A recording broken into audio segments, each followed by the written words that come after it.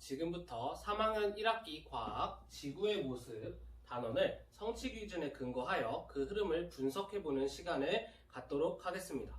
본격적인 분석에 앞서 이 단원의 특징에 대해서 간단하게 설명을 드리자면, 이 단원의 내용은 우리 어른들에게는 친숙하고 쉬운 내용이겠지만 3학년 학생들에게는 꽤 어려울 수 있는 내용이라는 것입니다.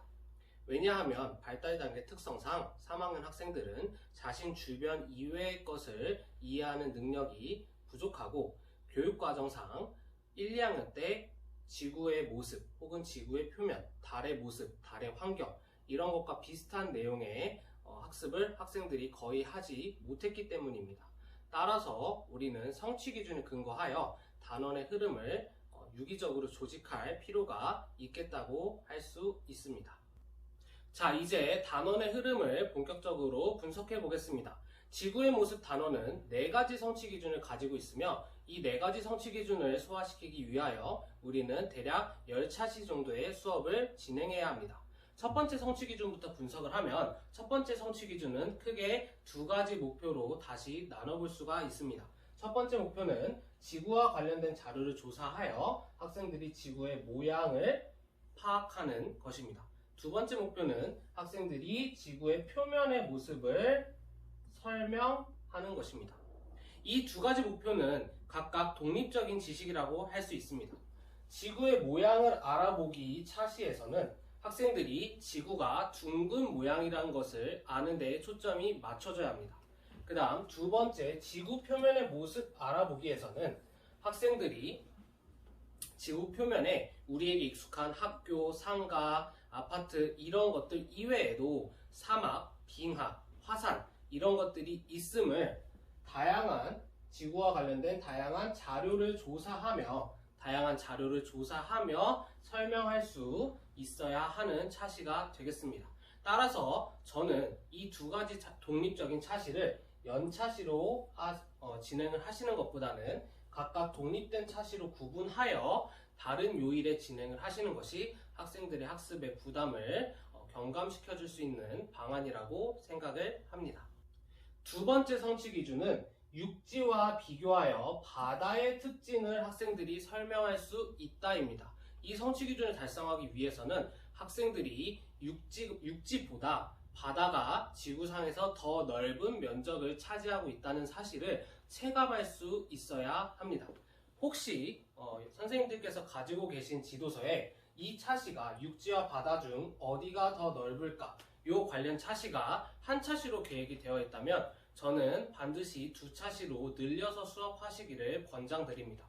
왜냐하면 학생들이 체감을 할 수 있으려면 구체적 조작이 포함된 수업이 필수적이라고 볼 수 있고, 구체적 조작이 수반된 수업이라면 한 차시 안에 끝내기는 무리가 있기 때문입니다.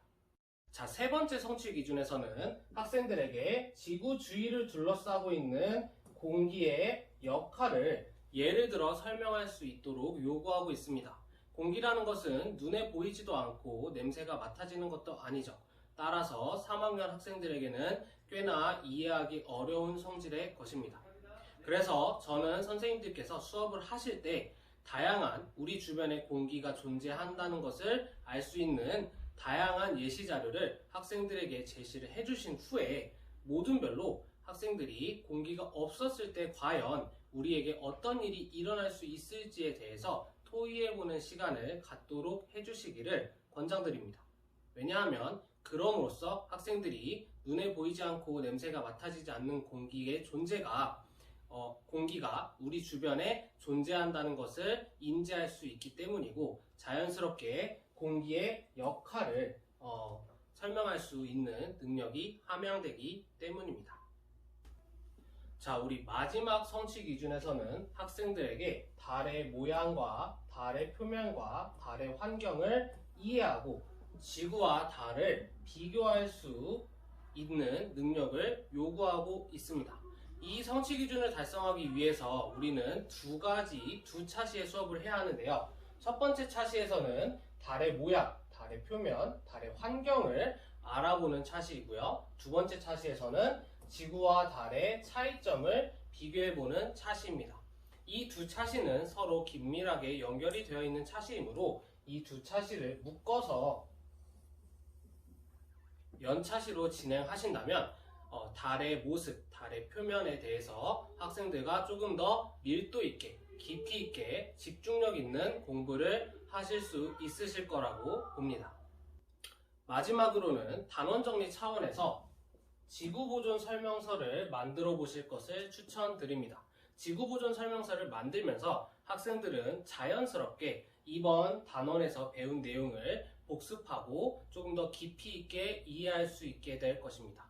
또한 지구보존 설명서에 지구를 어떻게 하면 보존할 수 있겠다는 자신의 의견을 쓰면서 자연스럽게 국어 8단원 의견 쓰기와 연계가 될 수 있습니다. 따라서 선생님들께서 교육과정을 구성하시고 디자인하실 때 약간 재구성을 하셔서 국어 8단원의 내용과 지금 과학 지구의 모습 단원을 같이 연계하여 지도하신다면 조금 더 효율적인 교육과정 구성과 운영이 될 수 있다고 봅니다. 감사합니다.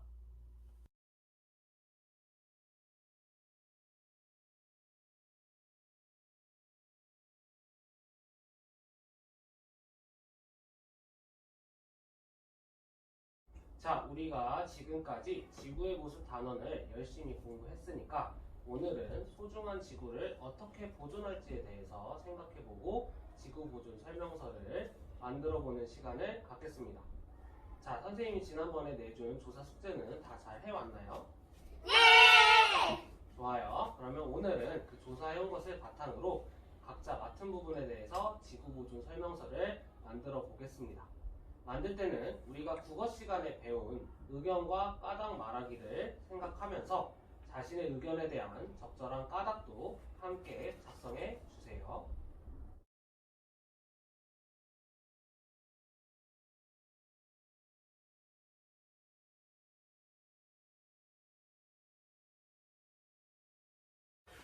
자, 지금부터 자신이 완성한 지구 보존 카드를 다른 모든 친구들과 바꿔보고 그 내용을 보충해보는 시간을 갖도록 하겠습니다. 카드 좀, 친구야, 카드 좀 줘봐. 아, 너는 공기 보존을 위해서 다른 곳으로 이동할 때 대중교통을 이용한다고 썼구나. 넌 땅을 보존하기 위해서 쓰레기를 길거리에 무단으로 투기하지 않고 쓰레기통에 버린다고 썼구나.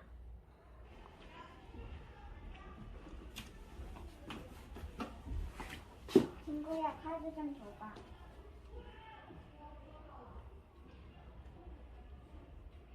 아, 너는 물을 보존하기 위해서 계곡에 놀러 갔을 때 계곡물에 쓰레기를 버리지 않겠다고 썼구나. 너는 땅을 보존하기 위해 쓰레기를 길거리에 무단으로 투기하지 않고 쓰레기통에 버린다고 썼구나.